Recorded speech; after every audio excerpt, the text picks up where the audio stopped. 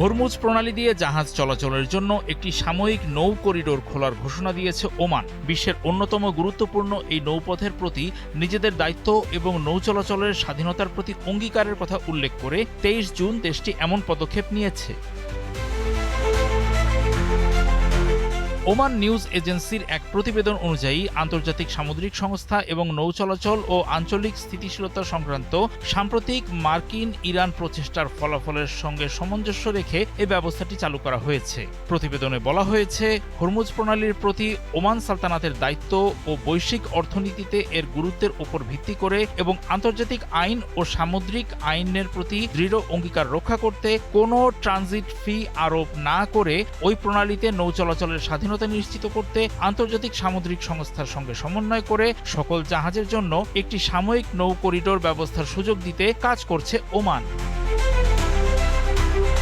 IMO এবং সংশ্লিষ্ট Omani কর্তৃপক্ষের ঘোষিত কোঅর্ডিনেট অনুযায়ী ওই করিডোরটি উন্মুক্ত থাকবে। যে সকল জাহাজ ওই রুটটি ব্যবহার করতে ইচ্ছুক তাদের আন্তর্জাতিক সামুদ্রিক সংস্থার সঙ্গে সমন্বয় করতে হবে। কৌশলগতভাবে গুরুত্বপূর্ণ এই জলপথে ভবিষ্যতের নৌ চলাচল ব্যবস্থা নিয়ে ওমান ও ইরানের মধ্যে চলমান আলোচনার মধ্যেই এই প্রতিবেদনটি সামনে এলো।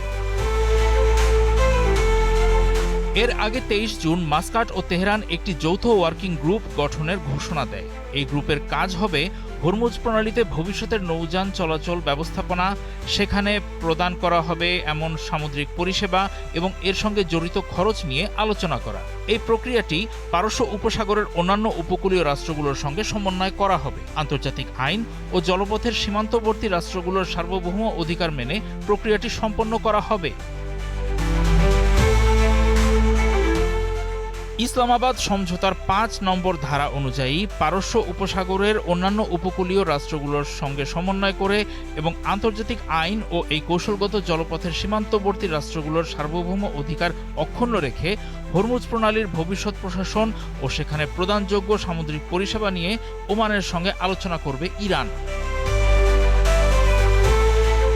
স্মারকপত্র অনুযায়ী ইরান পারস্য উপসাগর এবং ওমান উপসাগরের মধ্যে বাণিজ্যিক জাহাজগুলোর নিরাপদ এবং টোলমুক্ত চলাচল নিশ্চিত করতে 60 দিনের জন্য তাদের সর্বোচ্চ চেষ্টা করার প্রতিশ্রুতি দিয়েছে। এর ফলে বাণিজ্যিক নৌযান চলাচল অবিলম্বে আবার শুরু হচ্ছে। গত 14 জুন ইরান ও যুক্তরাষ্ট্র ঘোষণা করে যে তারা পাকিস্তানের মধ্যস্থতায় একটি 14 দফা সমঝোতায় পৌঁছেছে। ওই সমঝোতার লক্ষ্য হচ্ছে সংলাপ ও আলোচনার মাধ্যমে যুদ্ধের অবসান ঘটানো এবং অমীমাংসিত বিরোধগুলোর সমাধান করা।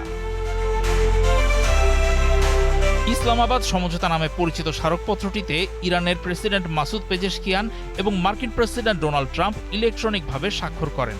তারপর 18 জুন থেকে তা কার্যকর হয়েছে। ওই চুক্তিতে লেবানন সহ অন্যান্য অঞ্চলের যুদ্ধ অবসান, হরমুজ প্রণালী আবার খুলে দেওয়া এবং ইরানের ওপর আরোপিত মার্কিন অবরোধ তুলে নেওয়ার মতো বিষয়গুলো অন্তর্ভুক্ত রয়েছে।